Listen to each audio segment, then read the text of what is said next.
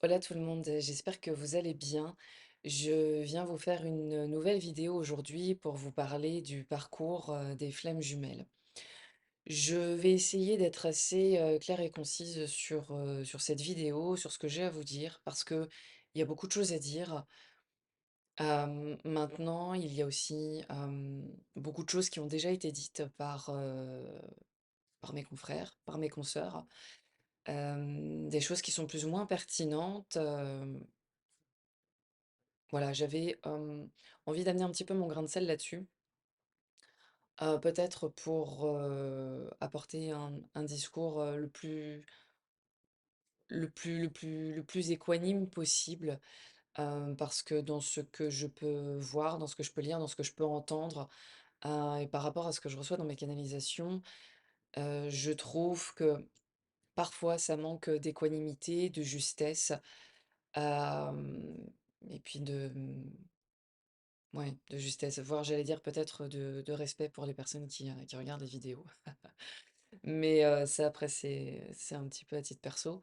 Mais voilà, en tout cas j'avais envie de vous parler un petit peu de ce parcours et puis notamment, de cette fin de parcours aussi que tout le monde attend. Fin de parcours, si tant est qu'il y ait véritablement une fin à ce parcours. Je vais expliquer déjà très succinctement, les premières étapes, ce que c'est que les flammes jumelles, si vous l'avez déjà si déjà vous ne l'avez pas encore entendu, si vous ne savez pas encore ce que c'est. Les flammes jumelles, c'est quoi? C'est une flamme c'est une flamme, c'est une âme qui, lorsqu'elle est mise au monde par la source, se scinde en 2 et forme, du coup, des jumeaux, comme des la même façon que nous avons des naissances gémellaires ici-bas sur terre. Ça s'apparente à cette même forme de naissance, ce qui fait qu'une âme se scinde en 2 pour en créer 2 au final. Hem Et chacune de ces 2 âmes va porter une polarité prédominante. L'une de ces 2 âmes va porter une polarité à prédominante yin et l'autre à prédominante yang. Voilà, maintenant, je vous rappelle qu'on a les 2 polarités en chacun de soi. Maintenant, nous avons tous des énergies qui sont plus fortes que d'autres. Ça, c'est une première chose, c'est une première base pour expliquer ce que c'est que les flammes jumelles. Les âmes jumelles, pour moi, c'est la même chose. Flamme, âme, c'est pareil, pour moi. Maintenant, ces 2 âmes vont aller s'incarner sur terre et elles vont, lors de leur, scission, vivre une blessure de séparation. Il y a une première blessure de séparation d'avec la source que nous portons tous, flammes jumelles ou pas. Hem, lorsque lorsque la source accouche, d'une âme, je vais le dire comme ça, lorsqu'elle crée une âme, l'âme vit une blessure lors de cette séparation, de la même façon que lorsqu'un bébé sort, du ventre de sa maman, même si c'est un geste d'amour, ça il y a une empreinte, une mémoire qui vibre, qui se véhicule avec une notion de séparation et donc il y a une blessure qui se pose à ce moment-là, une empreinte, une vision peut-être erronée de la naissance, mais toujours est-il que c'est une vision, une empreinte qui va se poser sur le bébé quand on parle du bébé et sur l'âme quand on parle de l'âme.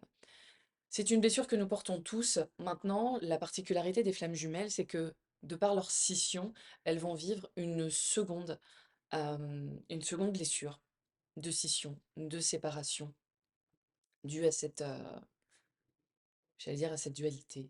Bref, c'est le mot qui me vient, peu importe. Due à cette séparation, voilà. Et donc, tout au cours des incarnations de ces âmes, qui vont se faire chacune de leur côté, bien qu'au cours des incarnations, elles vont venir se retrouver, et bien, elles vont tenter de venir guérir cette blessure originelle.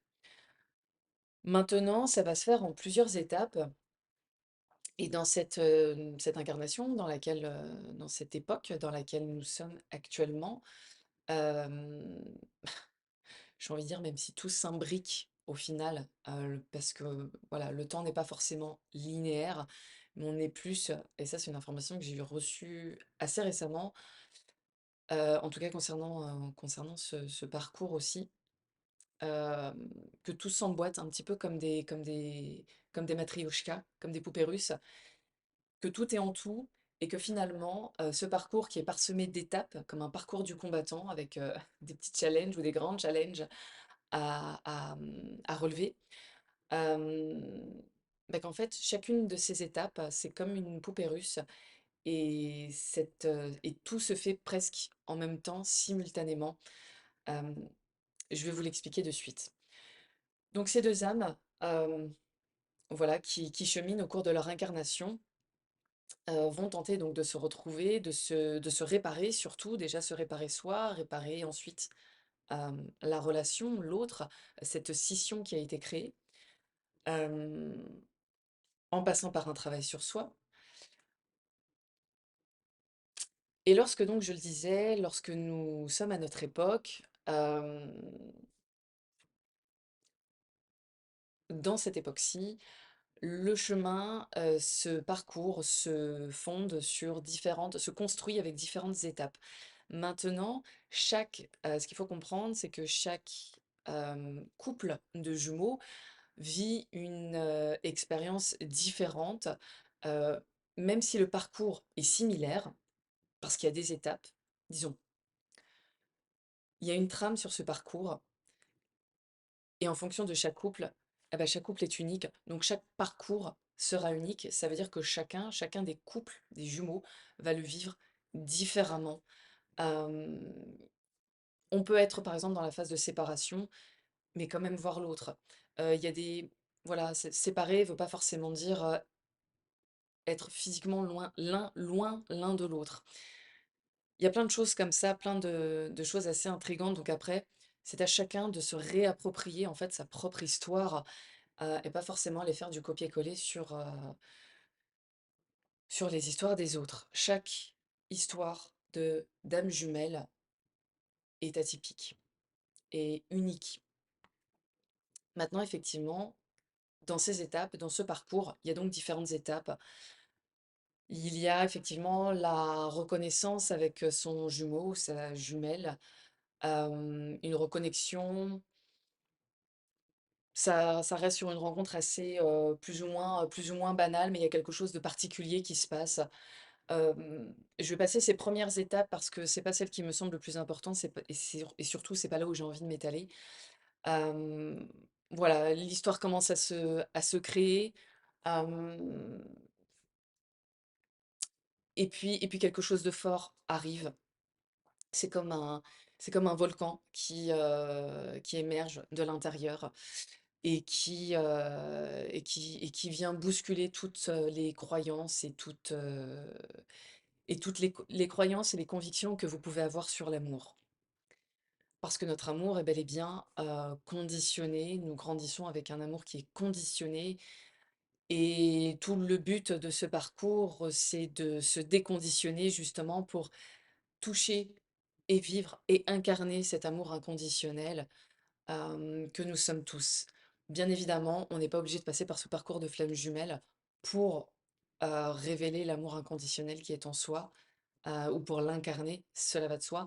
Maintenant, pour ceux et celles qui sont dans ce parcours, c'est ce qui est demandé. Travail sur soi pour se révéler. L'autre est un amplificateur de de cet amour. Mais ça, c'est un autre sujet, je vais pas trop rentrer dessus, ça pourrait faire l'objet d'une autre vidéo. Maintenant, mon objectif, c'est pas de faire des vidéos sur les flammes jumelles. Je trouve qu'il y en a assez comme ça. Hem, bref, une fois, voilà, qu'il y a cette reconnexion, que l'histoire, s'embrase, je dirais, arrive cette étape de séparation que tout le monde fuit, bien évidemment, et qui est une séparation, hem, obligatoire. C'est un espèce de purgatoire, c'est une phase de purge, de purge de l'âme. C'est aussi une préparation à l'amour. On peut, on peut voir cette phase de séparation, au lieu de l'appeler séparation, simplement dire étape, pourquoi pas, de préparation à l'amour. Parce que c'est tout ce que ce parcours vous enseigne et voilà, vous êtes en classe supérieure, pour cela. Hem Dans cette séparation, je ne vais pas trop m'étaler non plus dessus, mais tout le nécessaire s'il y a cette séparation, c'est que le travail doit se faire seul. Le travail sur soi doit se faire seul. Il y a des choses qu'on ne peut pas forcément travailler lorsqu'on est à deux, lorsqu'on vit une vie à deux. Et donc cette séparation est nécessaire pour que chacun se fasse un petit peu tout beau, tout propre de l'intérieur. C'est un peu comme l'image qui me vient, c'est un peu comme se préparer pour son mariage. On prépare tout. On va pas forcément à la mairie du jour au lendemain ou à l'église ou je sais pas où, pour dire: «Voilà, on veut se marier». Maintenant peut-être que ça existe, j'en sais rien. Mais en général, ça demande une préparation jusqu'au jour J. Bah, c'est un peu la même chose. Ce parcours, c'est un peu ça. Maintenant, on rame, on pleure, on pédale dans la semoule et c'est loin d'être évident parce qu'on va vraiment chercher ces parts d'ombre les plus profondes. Cette phase de séparation, donne, lorsque les âmes se sont suffisamment, purgées, purifiées, et que le gros du bordel est parti. Maintenant, ça se fait toujours un petit peu dans le temps, OK? Hem, Vient l'étape de la réunion. L'étape de la réunion, très souvent, on vous le vend, pardon de le dire comme ça, mais en même temps, c'est un peu vrai, surtout dans, voilà, dans les vidéos que je peux voir et cetera, parce que j'ai la curiosité d'aller regarder. On vous vend cette réunion comme une vie, à 2 sous le même toit, et cetera. Or, c'est absolument pas ça, la réunion. C'est pas nécessairement ça et c'était un petit point que j'avais envie de mettre en lumière, même s'il y a effectivement d'autres de mes confrères et consoeurs qui l'expliquent très bien. Hem, voilà, mais en tout cas, j'avais envie de vous en reparler aussi, de vous en parler aussi. Hem Et cette étape de réunion, c'est on passe on passe à la réunion, on entame cette étape de la réunion à partir du moment où l'autre vous a reconnu comme quelqu'un de spécial, quelqu'un de particulier, qu'il sent intrinsèquement au fond de lui que, hem, ou d'elle, hein, peu importe, que la personne que vous êtes, que c'est vous, c'est vous, c'est vous dans sa vie. Maintenant, peut-être pas tout de suite, il y a besoin de temps, il y a besoin de maturer certaines choses.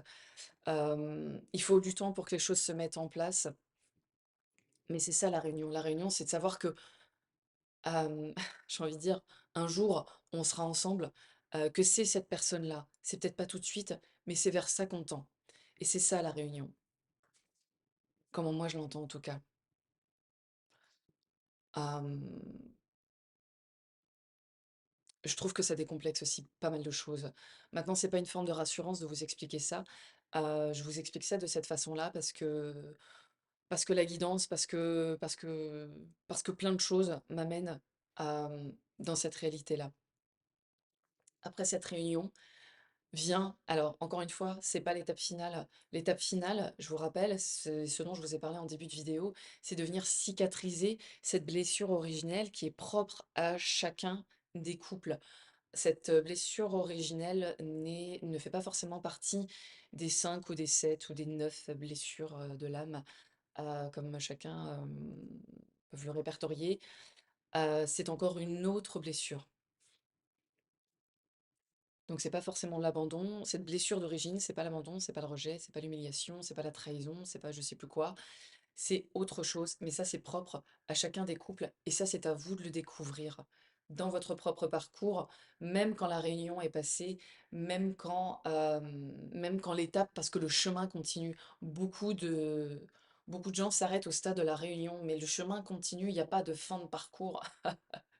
Il y a pas de fin de parcours, il y a que des transformations, il y a que des étapes, qui vous mèneront à un moment donné à un instant T, et chaque instant T vous ramène à un instant T et entre temps, bah, il y a une maturation, il y a une gestation et c'est là où, j'ai envie de vous parler de cette étape pour le coup ultime, de cette étape ultime qui est en fait ni plus ni moins que la fusion et la fusion vient après la réunion et cette fusion, c'est cette cicatrisation de la blessure originelle, hem, de la blessure originelle des flammes jumelles.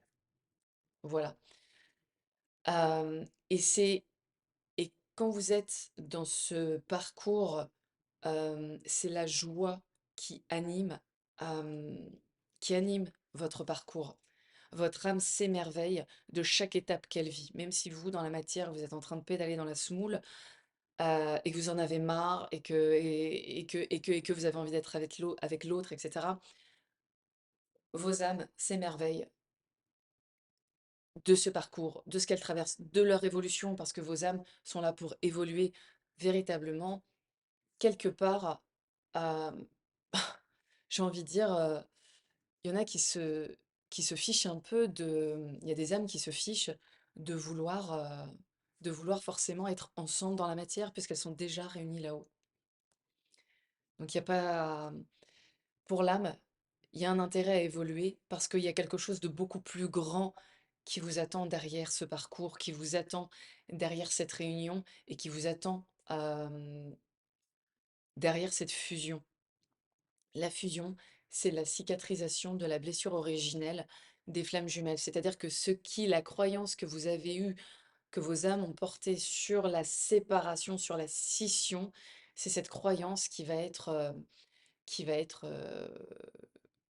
perçue différemment. Vous allez porter un regard nouveau sur cette blessure et du coup, ça va cicatriser les choses. Et c'est ça que ça demande pour cette étape, tout du moins. Pour cette étape, tout du moins. Après, il y a quelque chose de beaucoup plus grand qui se passe, de beaucoup plus vaste et de beaucoup plus universel. Hem,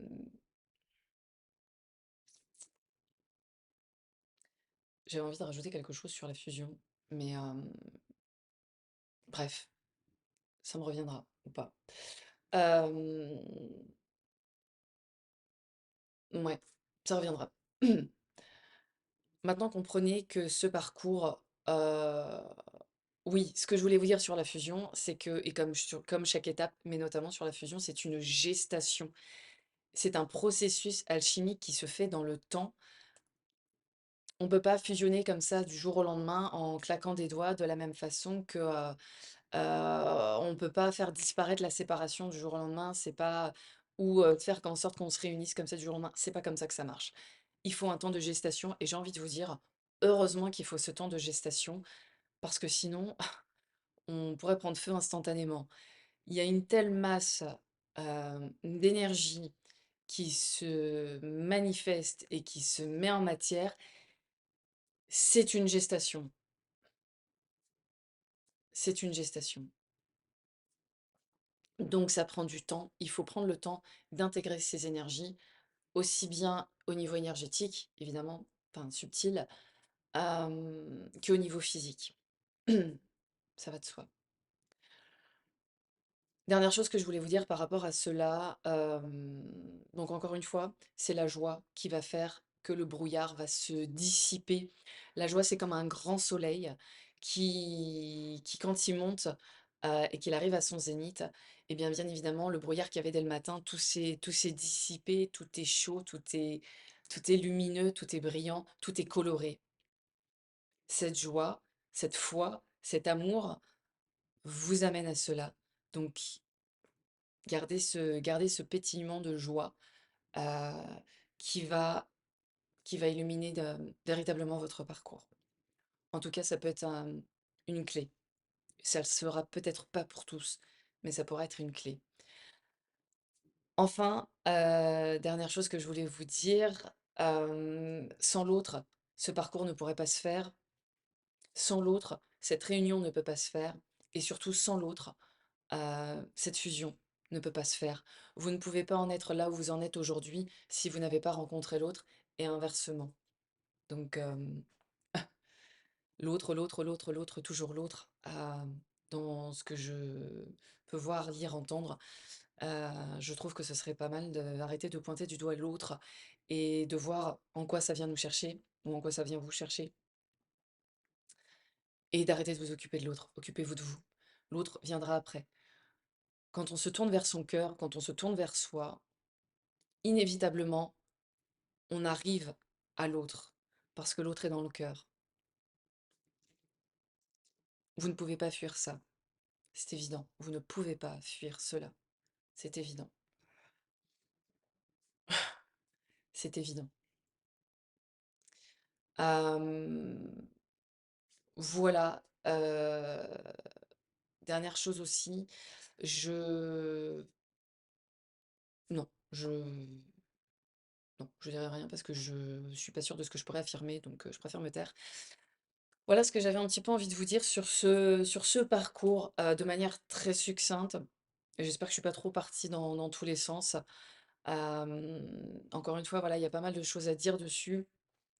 Maintenant, j'avais essayé j'avais envie d'être le plus synthétique possible, donc bien évidemment, je pourrais faire, on pourrait parler longuement de ce parcours, de ce sujet.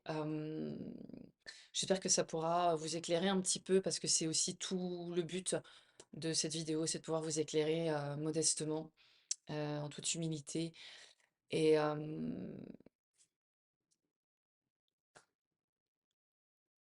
voilà, je crois que c'est tout. Hem, ouais. Je vous dis à bientôt. Hem, Prenez soin de vous et je vous embrasse.